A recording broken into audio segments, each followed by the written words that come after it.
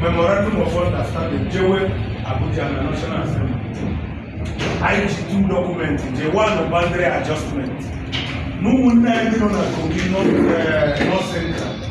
Then we need to watch the hands, we want to have what they have a lot of marginalization. And Kogi and Benue against the Igbo people. We submitted to the office of Benjamin Kano. We visited Abari. We visited Vitu.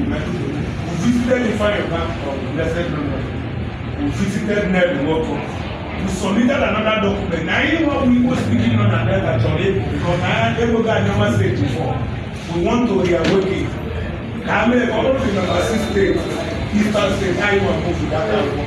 We went to Ned, yes, he sponsored it. He had it on the honor.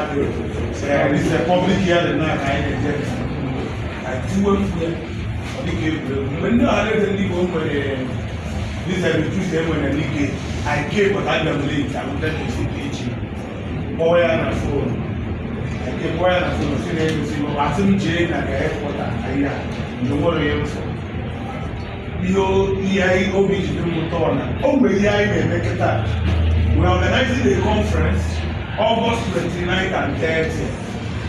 this conference actually discussed the issue of identity crisis among the Igbo families. We want to discuss it and bring a lasting solution to it.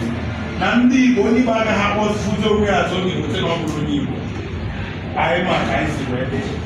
In this conference, we have been able to reach out to so many professors. I pick a professor from Anambra, I pick a professor from Benue, from Rivers, from Kwale, Pat Otome, they represent anyone, Professor Pat Otome from PhD,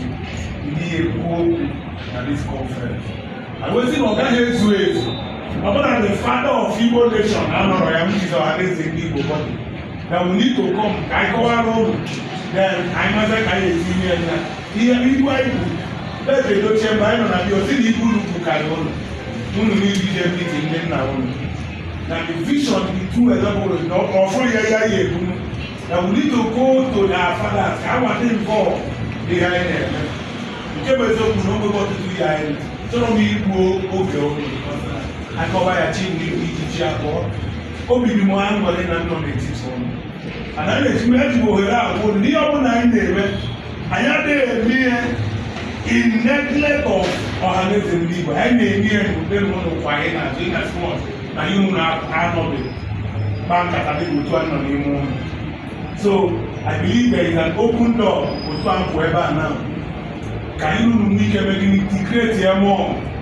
The body I create here.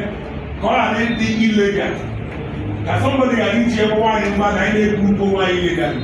That is why we register that name. Call one and general law back here. We are not registering naturally can't we are doing it couple I may take I have been to do in the body by me.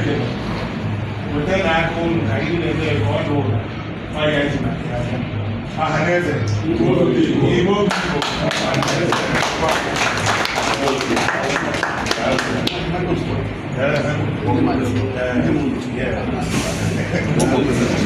Yeah.